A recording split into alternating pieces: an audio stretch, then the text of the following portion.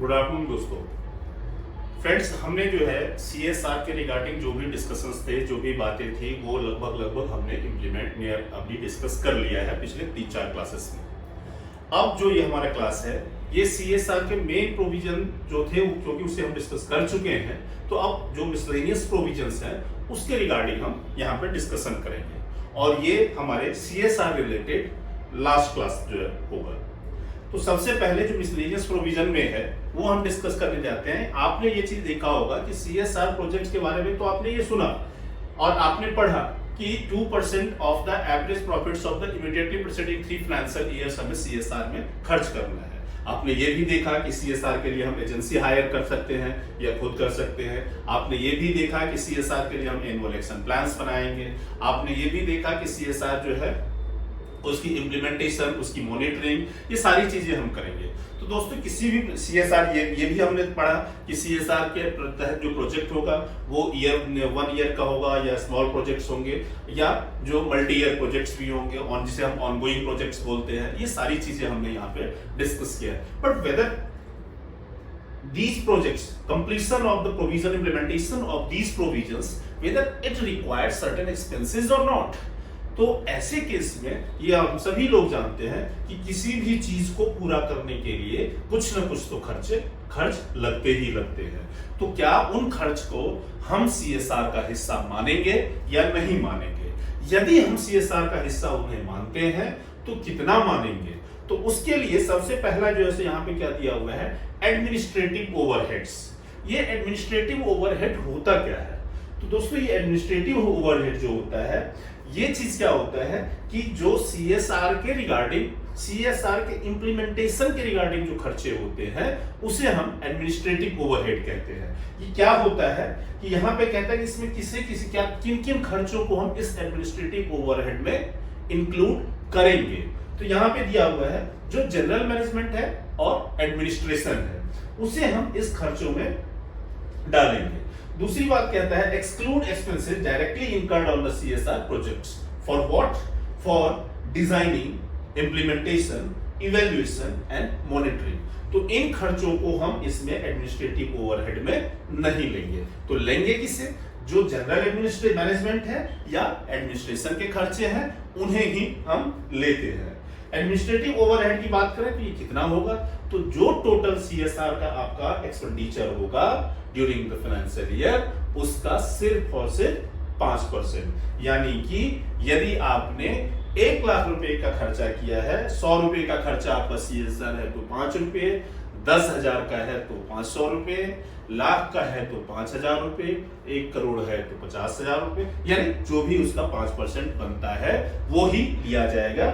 उससे ज्यादा administrative overhead में नहीं उसे एक्सपेंस को कंसीडर किया जाएगा।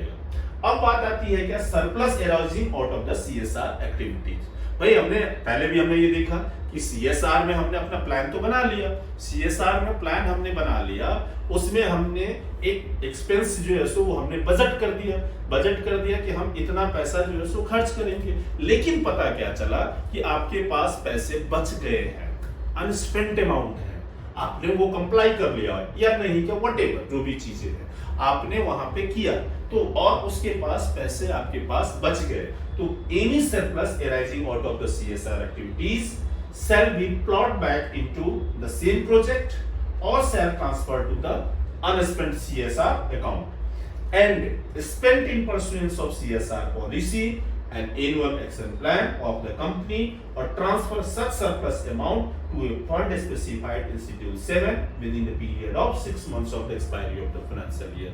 तो ये जो इतनी लंबी चौड़ी लाइन मैंने यहाँ पे पढ़ा, उसमें सिंपली ये चीज दिया हुआ है कि यदि आपने अपने CSR का जो भी प्लान था उस सब में खर्च किया और यदि उसके पास आपके पास पैसे बच जाते हैं तो उसे आप 6 महीने के अंदर में अनस्पेंट CSR अकाउंट होगा, उसमें या तो जमा कर दो या उसे खर्च कर दो।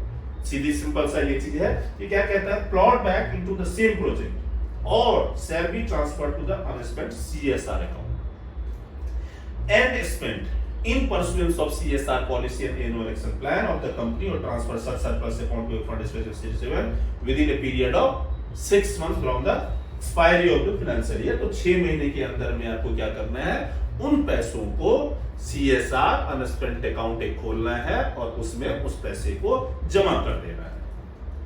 यदि आपने ज्यादा पैसे खर्च कर दिए, ये तो था कि पैसे आपके पास बच गए हैं, अब है कि यदि आपने ज्यादा पैसे खर्च कर दिए तो उसके लिए क्या होगा, तो यहाँ पे क्या कहता है कि यदि आपने 135 का जो प्रोविजन है उसके हिसाब से 135 में जो लिखा हुआ था कि 2% of the average net profit of the immediately preceding 3 financial year का आपको CSR में खर्च करना है और आपने उससे ज्यादा खर्च कर दिया, तो क्या करोगे, क्या ये पैसा आपका खर्च किया सो किया हो गया या इसके आपको कुछ क्रेडिट मिलेगा।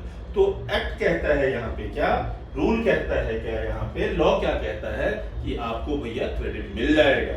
और कैसे क्रेडिट मिलेगा, कब तक मिलेगा, up to 3 succeeding financial year subject to condition. तो कब तक मिलेगा, अगले 3 फाइनेंशियल ईयर के लिए। कंडीशन क्या है, the excess amount available for set off shall not include the surplus arising out of the CSR activities if any in pursuance of some rule 2 of this rule, and the board of the company shall pass a resolution of that effect। तो board का approval वहां पे bye resolution मिलना चाहिए।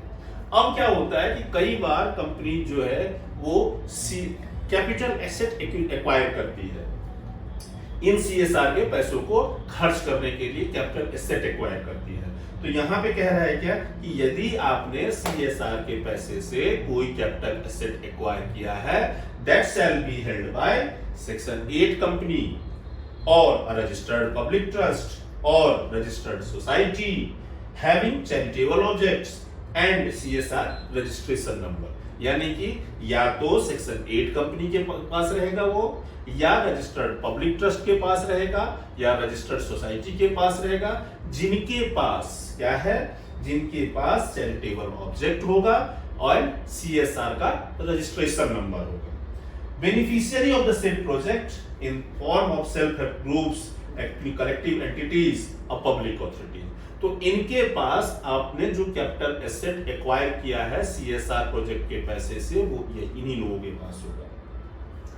यदि company ने capital asset acquire किया था कब, before the commencement of the CSR policy amendment rule 2021, shall within a period of 180 days from such commencement comply with the requirement of this rule, which may be extended by further period of not more than 90 days with the approval of the based on reasonable justification। Means क्या कह रहा है कि भाई 2021 में का जो यहाँ पे दिया हुआ है कि 2021 का जो अमेंडमेंट रूल आया था CSR का, उसके बाद जो करते हो तो उसमें तो कोई ये बात है ही नहीं। वो तो आपको सीधा सा क्या करना है कि जो अभी हमने डिस्कस किया कि सेक्शन 8 कंपनी या पब्लिक ट्रस्ट या पब्लिक अथॉरिटी, इन सब के पास जो है सो होना चाहिए।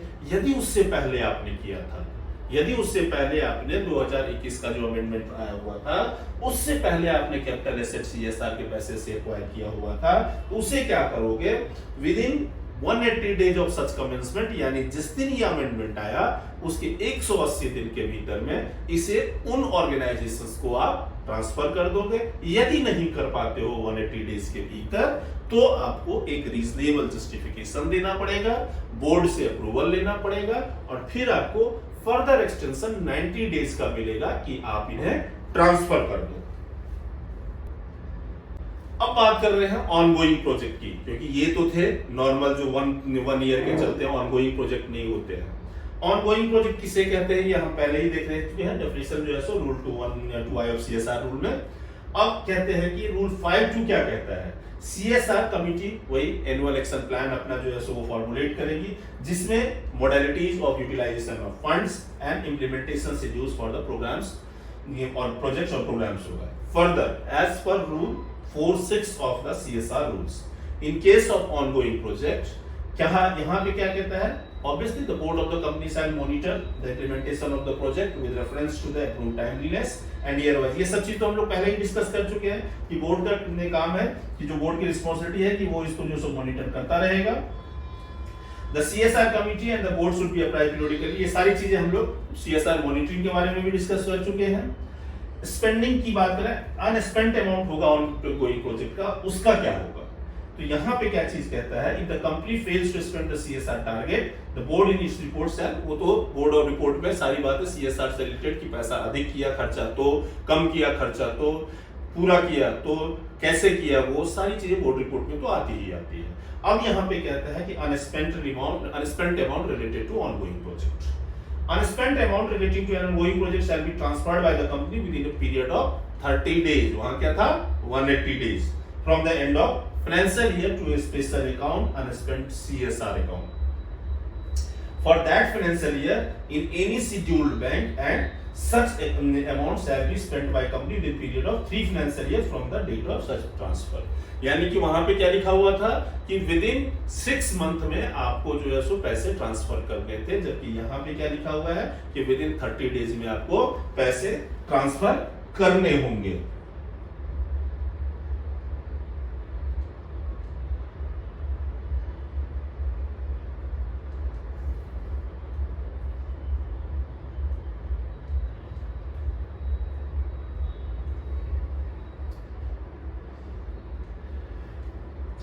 तो यहाँ पे सीएसआर अनस्पेंट अमाउंट का जो देखें तो ये क्या चीज है, ऑनगोइंग प्रोजेक्ट में unspent transfer to unspent CSR account for relevant financial within 30 days, जबकि उसमें क्या चीज है जो आपने बोला कि 6 मंथ में जो है आपको ट्रांसफर करेंगे।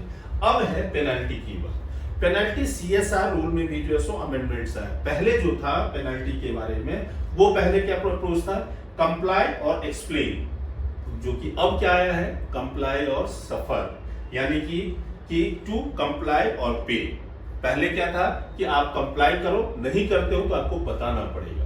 फिर उसके बाद यहाँ पे क्या चीज था कि यहाँ पे कंपनी अमेंडमेंट 2099 में जो है 2019 में, सॉरी 99 तो अभी आया भी नहीं है, the companies amendment act 2019 introduce penalty for non compliance of section 135 subsection 5 and 6 that include imprisonment and approaches shifted to comply or pay fine, but it was not notified। तो 2019 में ये आया तो, लेकिन इसे नोटिफाई नहीं किया गया। तो यही था कंप्लाई और सफर की बात। It again amended in 2020 which in view of the decriminalization and ease of doing business has removed the persecution provision। फिर यहाँ पे क्या चीज है कि बाद में जाकर के यहाँ पे 2021 में ये अमेंडमेंट आया और इसमें ये चीज कहा गया कि आपको पेमेंट करना पड़ेगा, यदि आप कंप्लाई नहीं करते हो तो पेनाल्टी देनी पड़ेगी। वो क्या था, up to twice the amount required to be transferred by the company to fund specified in schedule 7 और the unspent corporate CSR account as a case और ₹1 करोड़ व्हिचएवर इज लेस, यानी मैक्सिमम कहां तक जा सकता है 1 करोड़ तक। और पेनल्टी ऑन कंपनी, ये चीज हो गया every officer of the company who is in default. तो ये तो कंपनी के ऊपर पेनल्टी थी, इनके ऊपर क्या है कि 1/10 of the amount required to be transferred और ₹2 लाख व्हिचएवर इज लेस। तो ये सारा चीज था। मिसलेनियस प्रोविजन ऑफ पेनल्टी आपने देख लिया, इसमें जो भी चीजें थी।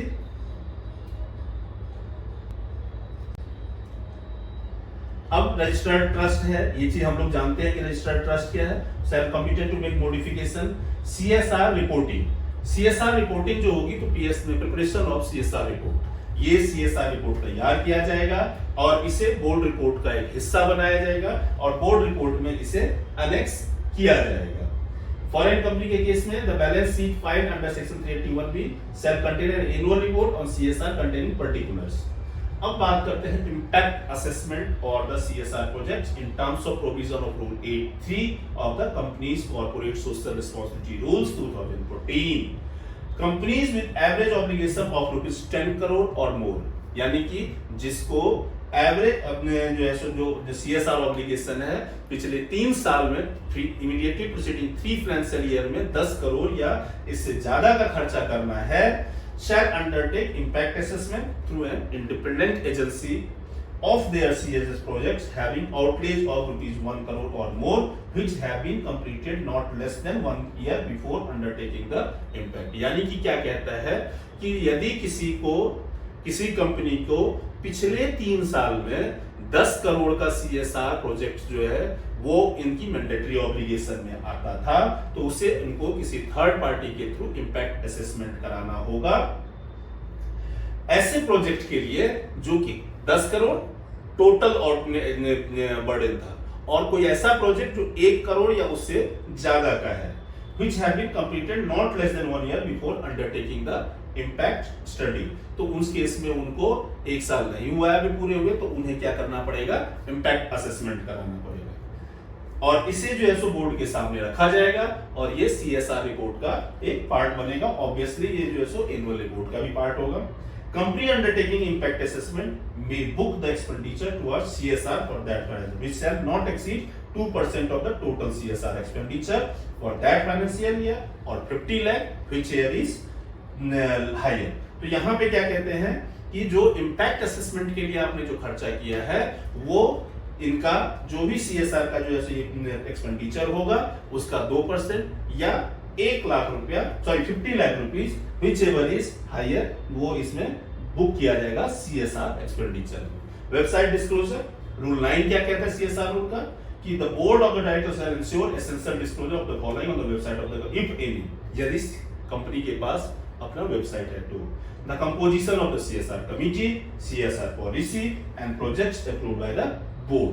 तो friends these all were regarding the corporate social responsibility which is mentioned under the Companies Act। तो यहाँ पे बेसिकली हमने क्या पढ़ा, सेक्शन 135 को, rule CSR company CSR policy rule 2014 को, इसमें हुए अमेंडमेंट्स को, और शेड्यूल 7 को हमने देखा। ये उन सभी स्टूडेंट्स के लिए एप्लीकेबल है, ये उन सभी स्टूडेंट्स के लिए यूजफुल है जो कि कंपनी सेक्रेटरी, चार्टेड अकाउंटेंट या कॉस्ट अकाउंटेंट है, जुडिशियरी की तैयारी कर रहे हैं, UPSC की तैयारी कर रहे हैं, उन सभी या अदर कॉम्पिटिटिव एग्जाम्स की तैयारी कर रहे हैं, उन सभी स्टूडेंट्स के लिए ये यूजफुल है। और आप लोगों को ये अपॉर्चुनिटी है कि ये क्लासेस हमारे YouTube channel corporate concept classes पे फ्री में अपलोड किए जाते हैं, आप लोग इसका फायदा उठा सकते हैं। इन केस आपको किसी क्वेरी में कोई क्वेरी होती है, कोई क्लैरिफिकेशन होता है, तो आप हमें पूछ सकते हैं हमारे जीमेल के थ्रू, जो कि हमारा cc.pkjha@gmail.com है, या हमारे नंबर पे आप व्हाट्सएप कर सकते हैं जो 9720006036 है, या हमारे YouTube चैनल पे कमेंट बॉक्स में लिख सकते हैं। लेकिन ये सारी चीजें आपको सुविधा दे जा रही है, इसके बदले में हम ये चाह रहे हैं कि आप ज्यादा से ज्यादा इसे शेयर करें, सब्सक्राइब करें और लाइक एंड कमेंट करें, ताकि हमें इस तरह के वीडियो डालने के लिए एक मोटिवेशन बना रहे। Till then, thank you.